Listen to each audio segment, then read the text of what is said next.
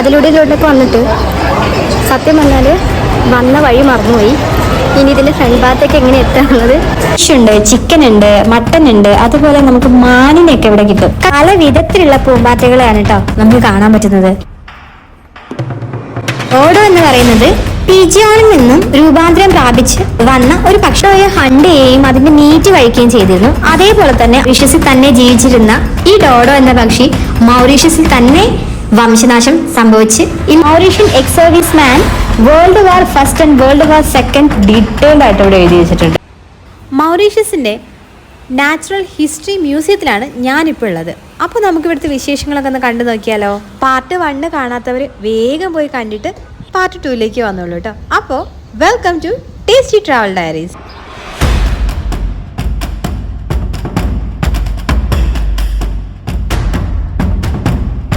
അടുത്തത് ബട്ടർഫ്ലൈ കോർണറാണ് കേട്ടോ. ഇവിടെ പല നിറത്തിലുള്ള പല വിധത്തിലുള്ള പൂമ്പാറ്റകളെയാണ് കേട്ടോ നമുക്ക് കാണാൻ പറ്റുന്നത്. ഇവിടെ എഴുതി വെച്ചത് വായിച്ചപ്പോഴാണ് ഞാനൊരു കാര്യം ശ്രദ്ധിച്ചത്. ഇവര് പറഞ്ഞത് ശരിയാണ്. ഞാൻ മൗറീഷ്യസിൽ വന്നതിന് ശേഷം ഇതുവരെ ഒരുപാട് ബട്ടർഫ്ലൈസിനൊന്നും കണ്ടിട്ടില്ല. അതായത് ബട്ടർഫ്ലൈസിന്റെ എണ്ണം വളരെ കുറവാണ് മൗറീഷ്യസിൽ മറ്റുള്ള സ്ഥലങ്ങളെ അപേക്ഷിച്ച് നോക്കുമ്പോൾ. അതായത് മഡഗാസ്കറും ആഫ്രിക്കൻ കൺട്രീസിനൊക്കെ അപേക്ഷിച്ച് നോക്കുമ്പോൾ മൗറീഷ്യസിൽ ബട്ടർഫ്ലൈസിന്റെ എണ്ണം കുറവാണ്. ഇവിടെ കുറെ റോക്സുകൾ വെച്ചിട്ടുണ്ട് കേട്ടോ, കല്ലുകൾ. അപ്പോൾ കല്ലുകൾ എന്ന് പറഞ്ഞിട്ടുണ്ടെങ്കിൽ നമ്മുടെ നാട്ടിൽ കാണുന്ന ചെറിയ ചെറിയ കല്ലുകളല്ല, പകരം വോൾക്കാനിക് ഇറപ്ഷനിൽ ഉണ്ടാവുന്ന കല്ലുകൾ മുതൽ ഗ്രാനൈറ്റ് അങ്ങനെ പലതരത്തിലുള്ള കല്ലുകളും അതിൻ്റെ ഡിസ്ക്രിപ്ഷൻസ് കാര്യങ്ങളെല്ലാം ഇവിടെ കൃത്യമായിട്ട് കൊടുത്തിട്ടുണ്ട്.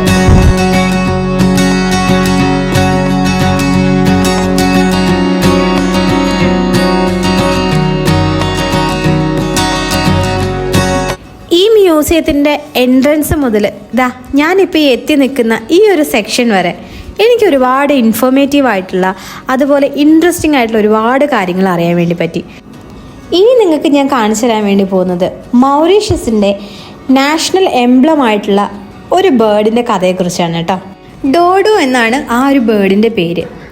1507 പോർച്ചുഗീസാണ് ആദ്യമായിട്ട് ഡോഡോയെ കണ്ടുപിടിച്ചെന്ന് പറയുന്നത്. ഡോഡോ എന്ന് പറയുന്നത് പിജിയോണിൽ നിന്നും രൂപാന്തരം പ്രാപിച്ച് വന്ന ഒരു പക്ഷിയാണ്. പക്ഷേ ഡോഡോയ്ക്ക് പറക്കാൻ കഴിയില്ല എന്ന് മാത്രമല്ല, ഡോഡോ എന്ന് പറയുന്നത് ഒരു ഫിയർലെസ് ആയിട്ടുള്ള ബേർഡായിരുന്നു. അതിന് മറ്റുള്ളവരെ പേടിയുണ്ടായിരുന്നില്ല എന്ന്. അതുകൊണ്ട് തന്നെ ഈ ഫിയർലെസ്നെസ്സും കൂടാതെ ഈ പറക്കാൻ കഴിയാത്ത ഈ ഒരു അവസ്ഥയൊക്കെ കാരണം ഡോഡോനെ പെട്ടെന്ന് തന്നെ ഹണ്ട് ചെയ്യാൻ വേണ്ടിയിട്ട് സെയിലേഴ്സിന് സാധിച്ചിട്ടുണ്ടായിരുന്നു. ഏകദേശം 13 മുതൽ 20 കിലോ വരെ ഭാരവും 70 സെൻറ്റിമീറ്റർ നീളവും ഉണ്ട് ഡോഡോയ്ക്ക് എന്ന് പറയുന്നത്. പക്ഷെ അതിൻ്റെ വിങ്സ് എന്ന് പറയുന്നത് വളരെ ചെറുതായിരിക്കും. ഇവിടെ വന്നിരുന്ന സെയിലേഴ്സൊക്കെ ഡോഡോയെ ഹണ്ട് ചെയ്യുകയും അതിൻ്റെ മീറ്റ് കഴിക്കുകയും ചെയ്തിരുന്നു. അതേപോലെ തന്നെ അവർ കൊണ്ടുവന്നിരുന്ന ആനിമൽസ് ആയിട്ടുള്ള പിഗ്, കാറ്റ്സ്, ഡോഗ്സ്, മങ്കി അങ്ങനെയുള്ള ആനിമൽസൊക്കെ ഡോഡോയുടെ കുഞ്ഞുങ്ങളെയും അതായത് ചിക്സിനെയും അതുപോലെ എഗ്ഗും ഒക്കെ എടുത്ത് അവർ കഴിക്കാനും തുടങ്ങി. അങ്ങനെയാണ് ഡോഡോയ്ക്ക് വംശനാശം സംഭവിച്ചത് എന്നാണ് ഹിസ്റ്ററിയിൽ പറയുന്നത്. ഇന്ത്യൻ ഓഷ്യനിലുള്ള റീയൂണിയൻ, റോഡ്രിഗ്സ്, അതുപോലെ മൗറീഷ്യസ് എന്ന് പറയുന്ന ഈ 3 ഐലൻഡ്സിൽ മാത്രമാണ് ഡോഡോ എന്ന് പറയുന്ന ഈ ബേർഡിനെ കണ്ടുവന്നിട്ടുള്ളത്. അതായത് വേൾഡിന്റെ ഒരു ഭാഗത്ത് പോലും ഈ പക്ഷി ജീവിച്ചിരുന്നു എന്നോ എന്നതിനുള്ള യാതൊരു തെളിവും നിലവിലില്ല. ശരിക്കും മൗറീഷ്യസിൽ തന്നെ ജീവിച്ചിരുന്ന ഈ ഡോഡോ എന്ന പക്ഷി മൗറീഷ്യസിൽ തന്നെ വംശനാശം സംഭവിച്ച് ഇല്ലാതെയായി. ഈ ഡോഡോയെ ആരെങ്കിലും കണ്ടിട്ടാണ് അതൊക്കെ പറയുന്നതെന്ന് ചോദിച്ചാൽ അല്ല. ശരിക്കും ഹിസ്റ്റോറിക്കലായിട്ടുള്ള റെക്കോർഡ്സിൽ നിന്നും അതുപോലെ അന്നത്തെ കാലത്ത് ഉണ്ടായിരുന്ന പെയിൻറ്റിങ്സിൽ നിന്നൊക്കെയാണ് ഇങ്ങനൊരു പക്ഷി ഇവിടെ ഉണ്ടായിരുന്നു എന്നും അല്ലെങ്കിൽ ഇങ്ങനെയുള്ള കാര്യങ്ങളൊക്കെയാണ് ഇവിടെ സംഭവിച്ചത് എന്നുള്ളത് ഇന്നത്തെ ആളുകൾക്ക് മനസ്സിലാവുന്നത്. 1865 മൗറീഷ്യസിൻ്റെ സൗത്ത് ഈസ്റ്റ് ഭാഗത്ത് നിന്ന് ഡോഡോയുടെ സ്കെൽട്ടൻസും ബോൺസും എല്ലാം കിട്ടിയിട്ടുണ്ടെന്നുള്ളത് പറയപ്പെടുന്നുണ്ട്. അങ്ങനെ ലഭിച്ചിരിക്കുന്ന ഓരോ ബോൺസും സ്കെൽട്ടനും ഒക്കെയാണ് ഇവിടെ ഡിസ്പ്ലേ ചെയ്തിരിക്കുന്നത്. ഇന്ന് മൗറീഷ്യസിൻ്റെ നാഷണൽ എംബ്ലമാണ് ഡോഡോ എന്ന് പറയുന്നത്. മൗറീഷ്യസിലെ ബാങ്ക് നോട്ടിലും അതുപോലെ കോയിൻസ്, സ്റ്റാമ്പ്, മാച്ച് ബോക്സ് എന്നിവയിലൊക്കെ ഡോഡോയുടെ ഒരു എംബ്ലം നമുക്ക് കാണാൻ വേണ്ടി പറ്റും. ഇനി ഞാൻ പോകുന്നത് ഫസ്റ്റ് ഫ്ലോറിലെ Mauritian ex service man world war first and world war second tribute ഗാലറിയിലേക്കാണ് കേട്ടോ.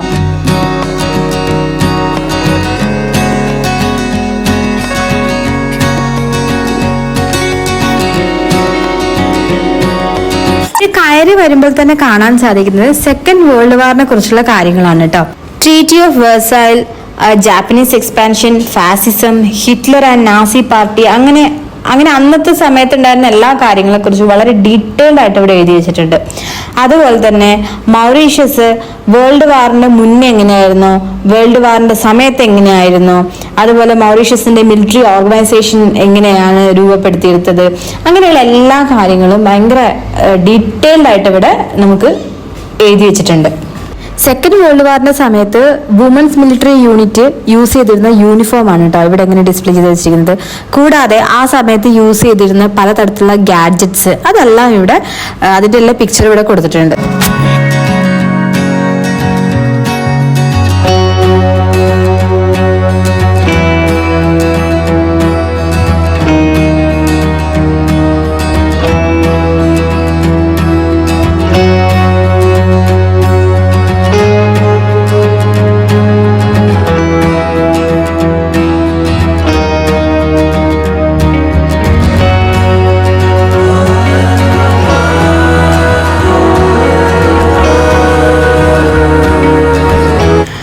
ഒരുപാട് നാളത്തെ ഒരു ആഗ്രഹമായിരുന്നു ഈ മ്യൂസിയത്തിൽ നിന്ന് വരിക എന്നുള്ളത്.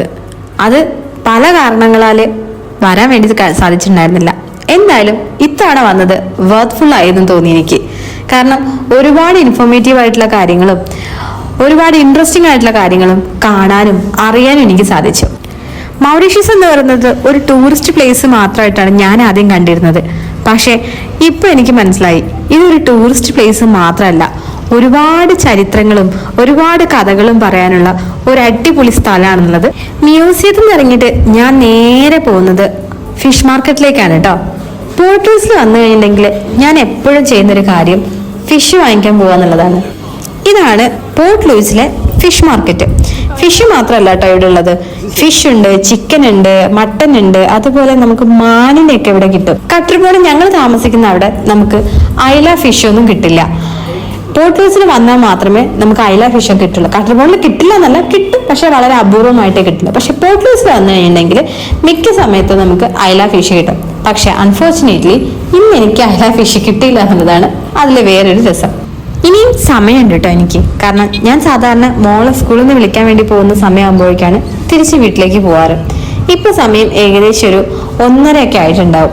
എന്തായാലും നമുക്ക് കുറച്ച് സ്ഥലം കൂടെ ഒന്ന് കാണാൻ വേണ്ടി പോവാം.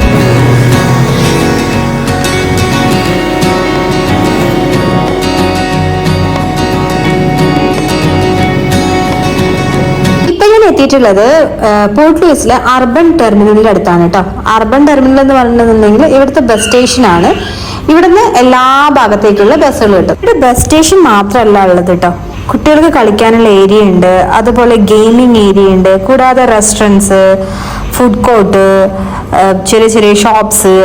പിന്നെ ഏറ്റവും അട്രാക്റ്റീവ് ആയിട്ടുള്ളൊരു സംഭവം എന്താ വെച്ചാൽ ഇവിടെ ഒരു നല്ല അടിപൊളി ഒരു മാർക്കറ്റ് ഉണ്ട്. ഒരു വെജിറ്റബിൾ മാർക്കറ്റും ഡ്രസ്സ് മാർക്കറ്റും ഉണ്ട്. ഞാൻ നിങ്ങൾക്ക് അതും കൂടെ ഒന്ന് കാണിച്ചു തരാം.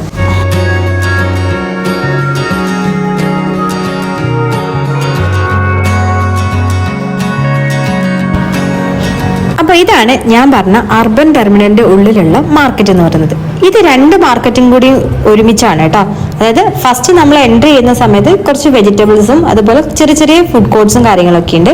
അതിനകത്തേക്ക് പോകുന്ന സമയത്ത് നമുക്ക് ഡ്രസ്സിന്റെ ഷോപ്പുകളും ഫാൻസി അങ്ങനെയുള്ള എല്ലാ സംഭവങ്ങളും കാണാൻ വേണ്ടി സാധിക്കും.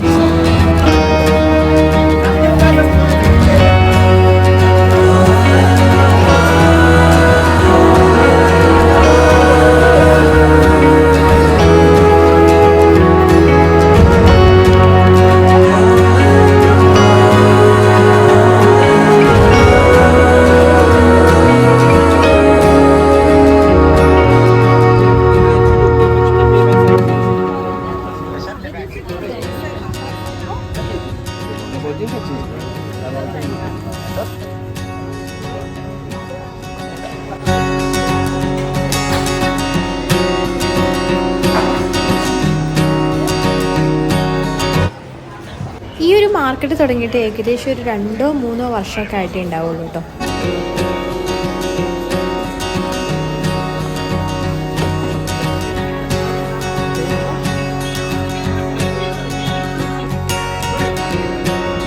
സാധനങ്ങൾ വാങ്ങിക്കാൻ വേണ്ടി വന്നിട്ടുണ്ടെങ്കിൽ നമുക്ക് തന്നെ കൺഫ്യൂഷനായിരിക്കും ഏത് ഷോപ്പിൽ നിന്നാണ് വാങ്ങിക്കേണ്ടതെന്നുള്ളത്. ദാ ഇതിലൂടെ ഒരു വഴിയുണ്ട്, ദാ അതിലൂടെ ഒരു വഴിയുണ്ട്.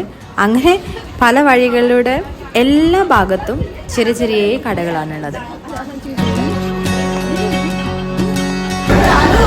അതിലൂടെയൊക്കെ വന്നിട്ട് സത്യം പറഞ്ഞാൽ വന്ന വഴി മറന്നുപോയി.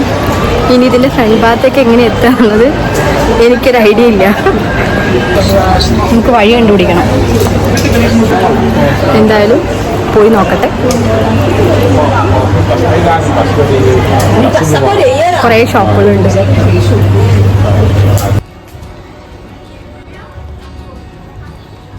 അങ്ങനെ ഫൈനലി ഞാൻ കണ്ടുപിടിച്ചു. ഉള്ളിലേക്ക് പോയിട്ട് പിന്നെ പുറത്തേക്ക് പോകാൻ വേണ്ടിയിട്ട് ഏത് വഴിയുടെ ഇറങ്ങേണ്ടതെന്നുള്ളൊരു കൺഫ്യൂഷനായിരുന്നു. കാരണം എല്ലാ ഭാഗത്തും ഒരേ തരത്തിലുള്ള ഷോപ്പുകളായതുകൊണ്ട് എവിടെയാണ് എത്തിപ്പെട്ടതെന്നുള്ള മനസ്സിലാവാത്തൊരവസ്ഥ. എന്തായാലും വഴി കണ്ടുപിടിച്ച് ഞാൻ പുറത്തേക്ക് ഇറങ്ങിയിട്ടോ. അപ്പോൾ എങ്ങനെയുണ്ടായിരുന്നു ഇന്നത്തെ വീഡിയോ? നിങ്ങൾക്ക് ഇഷ്ടപ്പെട്ടോ? ഇഷ്ടപ്പെട്ടിട്ടുണ്ടെങ്കിൽ ലൈക്ക് ചെയ്യാനും ഷെയർ ചെയ്യാനും ചാനൽ സബ്സ്ക്രൈബ് ചെയ്യാനും മറക്കരുത്. നിങ്ങളുടെ അഭിപ്രായങ്ങളും നിർദ്ദേശങ്ങളൊക്കെ താഴെ കമൻറ്റ് ബോക്സിലൊന്ന് കമൻറ്റ് ചെയ്തേക്കോട്ടോ. അപ്പോൾ മറ്റൊരു വീഡിയോയുമായിട്ട് ഞാൻ നിങ്ങളുടെ മുന്നിലേക്ക് വീണ്ടും വരും. ടിൽ ദെൻ, ദിസ് ഇസ് പ്രതീക്ഷ signing off from Tasty Travel Diaries.